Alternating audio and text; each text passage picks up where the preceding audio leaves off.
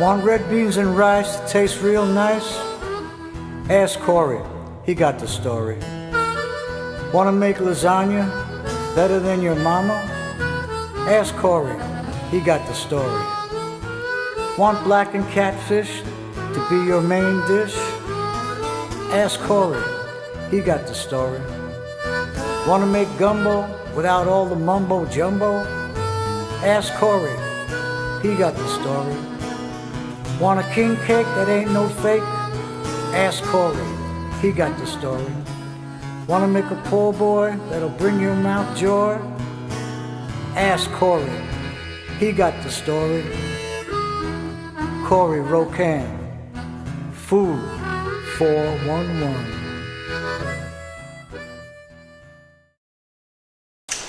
Welcome back to Food 411.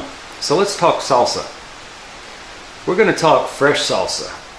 To me, there's nothing better than fresh salsa, the best fresh salsa. So this salsa, I taught this recipe to my stepson many, many years ago. And he ended up, as he graduated high school, he ended up working at a Mexican restaurant and told them that he knows how to make a good salsa. So he ended up making it for the restaurant and they loved it. Thing is, he never gave them the recipe. He kept it secret. So he eventually left, and the story goes that the restaurant eventually closed down. Could we say it's because of the salsa? I don't know. Why don't you make it and find out? So in this episode, I don't hold any secrets, nothing back, just like normal. I teach you everything just to show you how easy it is, and then a couple of things you might go, never thought of that. You can play with the recipe, the salt and the cilantro, things like that, play with it. But just sit back and enjoy this one, and I hope you try it because it really is some good homemade salsa. Alright, let's do this. So, first thing we want to do is, I can't tell you exactly how much to do of each. I can give you ratios, right? Because you might want to make a little less, a little bit more, that's fine. So what I've done here is, we do like a 3-to-1 ratio between tomatoes and onions. So here I have 1, 2, 3, 4, 5, 6, 7 medium-sized vine ripened tomatoes.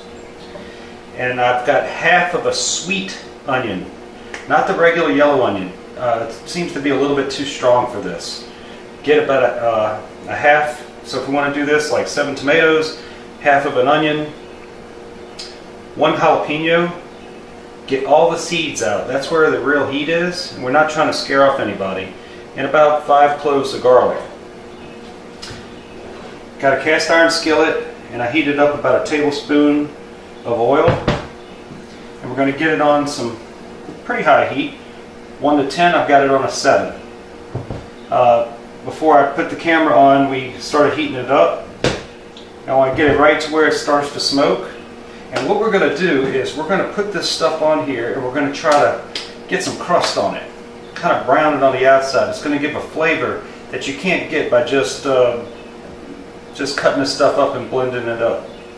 It's going to get some of the flavors to meld together. It's going to cook it down. It's going to cook the garlic down a little bit. And that crust that we're going to put on this stuff actually helps. It's going to cook it down and blend it all together. You're going to have to trust me on this. It's going to make it better.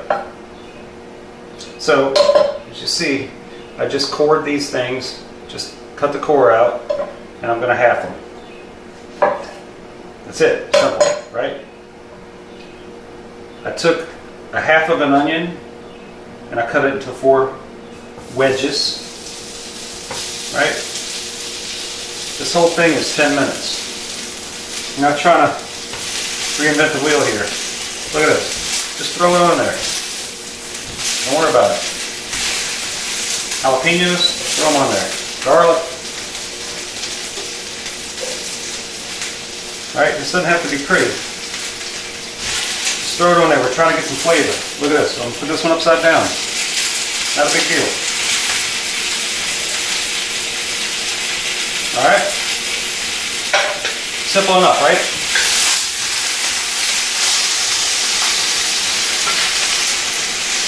Alright, so what we want to do is we want to let this stuff get hot and get a little bit of crust on it. If we keep moving it around too much, it's never going to get that crust on it.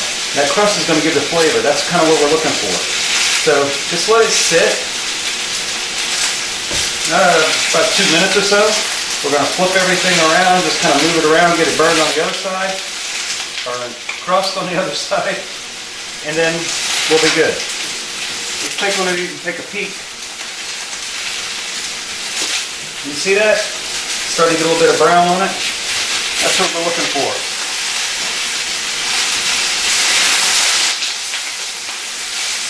Let's give all these little kids a little turn here. And don't worry about it. Don't get yourself all excited. You burn one more than the other, who cares? Alright, it's all going to get mixed up anyway. It's just going to be flavor. Alright, now, let's let these guys chill out for a minute. The star of the show is cilantro. If you don't like cilantro, then don't cook this. It's that simple. What I want to do is I take my bunch, kind of feel where their leaves are and where the stems end. Just pull that off. That tends to be the right amount. What I do is I take it and I ball it up like this.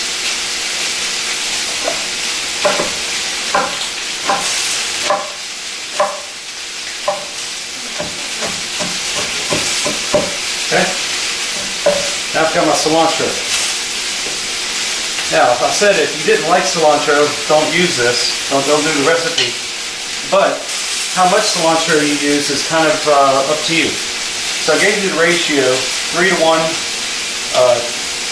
tomatoes to onions, 1 jalapeno, some garlic. This is really up to you. I'm going to use about this whole thing. It gives it a nice good flavor. Just up to you. So let's let this sit here and cook for about another 5 minutes. And then we'll get the food processor ready. Alright, can you guys see this? See how I'm just getting them burned a little bit? We're not trying to get crazy here. Just a little bit of burn on them. See? That's perfect. Alright, we've got some stuff nice and toasty. Some stuff not so much. That's fine, don't worry about it. Let's get all this in the food processor. If you don't have a large food processor like this, you're fine. Just do it in a couple batches. If you don't have a food processor, you can do it in a blender, but what ends up happening is you get this stuff really, really smooth. And that's fine. If you're looking for a smooth salsa, then you put it in the blender. If you're looking for something that has a little bit of chunk, like a chunky salsa, we want to do it in this food processor. Now some of you are worried about the whole jalapeno. Since we got the seeds out, I'm telling you, don't worry about it. It's not going to be that big a deal. It's really not going to be that spicy at all. I do a half of jalapeno sometimes, and even the smallest of kids that are very, very susceptible to the hot don't even know it. So I do a whole. It just gives it a little bit of spice. Now, if you want to get crazy, you can do 2 of them or throw some seeds in there. All right. So I'm going to take just about this whole thing of cilantro. And what I'm going to do is I'm going to taste it and see where we are. This is all preference. I've got 1 lemon chopped in half. Put your hands like this. And what I'm doing is I'm catching the seeds. Alright. Now we're going to add us a little bit of salt.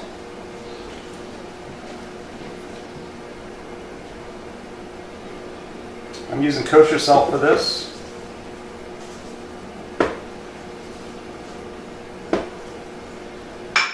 It's again to taste. And we just want to pulse this in our food processor. Now some restaurants, they serve it just like this, hot. That's the way that my stepson did it, that it got him so famous. This is the way that I prefer to do it, or you can stick it in a jar and stick it in your refrigerator and it can be there for weeks. A week. Remember, we don't have any preservatives on this, so I don't want to get much over that. So, I'm going to take this and I'm going to prepare it and we'll do a taste test. Alright, the thing I like about this recipe is we do it so quick. It was 15-20 minutes from start to finish.